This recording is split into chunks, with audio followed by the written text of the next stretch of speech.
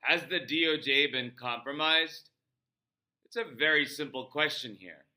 And there are many instances that go to show that probably the DOJ may not be the best and most reliable law enforcement agency anymore. This is Law and Society. Please subscribe.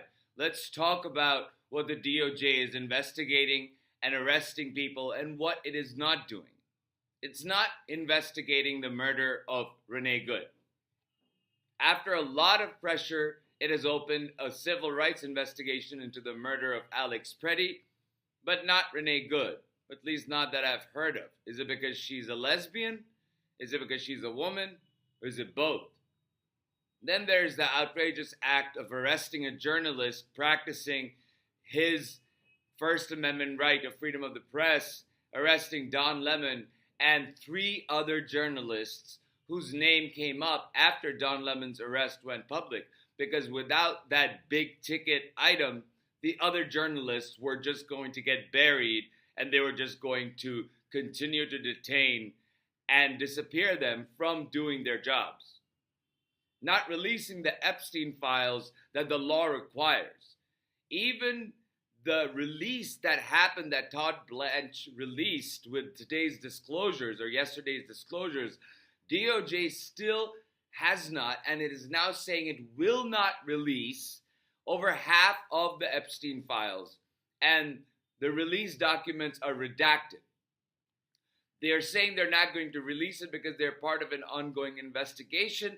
This is something that I warned about months ago, that this was going to happen, that Republicans in Congress and Donald Trump pretty much just passed the buck onto Pam Bondi, and Pam Bondi is going to find every procedural way to stop the release of those files.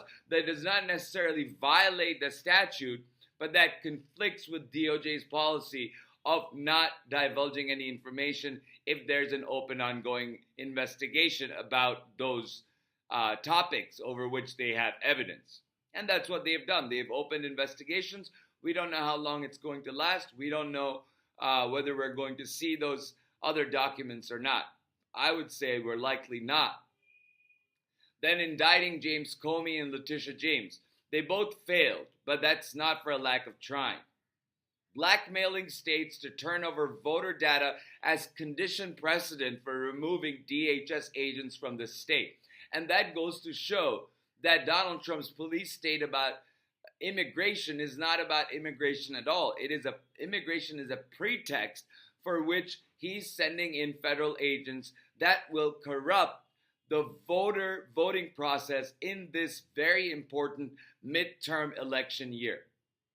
They're blackmailing states to turn over voter data to corrupt the midterm elections by throwing people off the voter rolls and compromising the chain of custody of ballots from previous elections.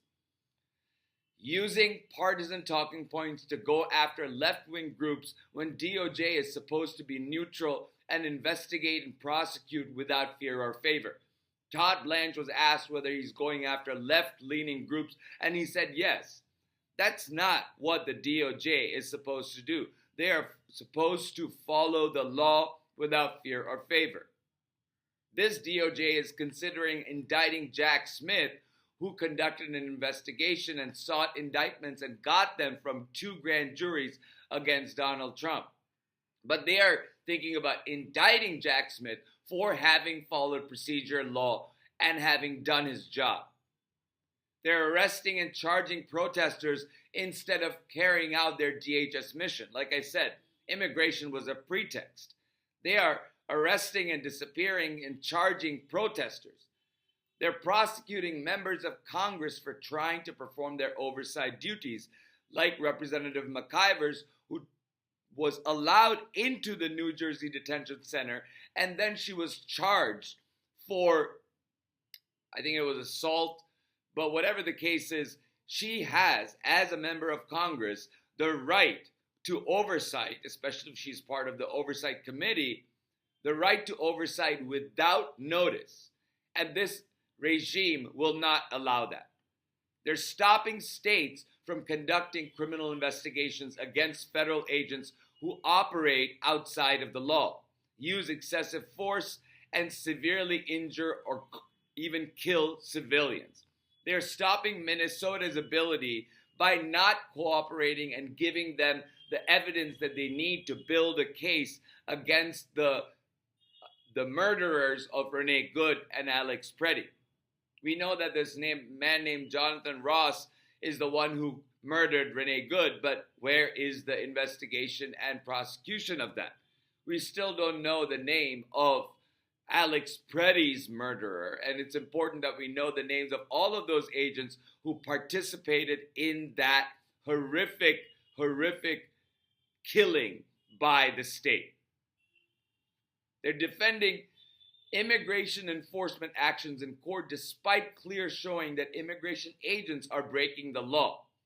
Defending all of their regime's actions even when those actions and evidence prove that the regime is behaving unconstitutionally and illegally, like by depriving people whom they have detained basic due process of law.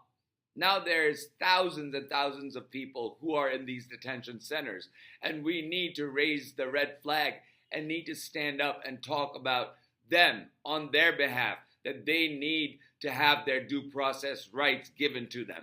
They need their right to counsel. They need their right to remain silent. They need their right to not be treated with cruel and unusual punishment, even before they have been held liable in a court of law. All of these things go to show that our DOJ has been compromised, and it is no longer operating as an institution that is supposed to be neutral and pursue investigations and prosecute crimes without fear or favor. That is a really ominous place for our country to be, because this is the top law enforcement agency in our country. So make noise about it. Demand that the DOJ follow its own procedures. Demand that it be neutral in its investigations and prosecutions. And raise your voices whenever they go awry. Thank you for listening, and I'll talk to you soon.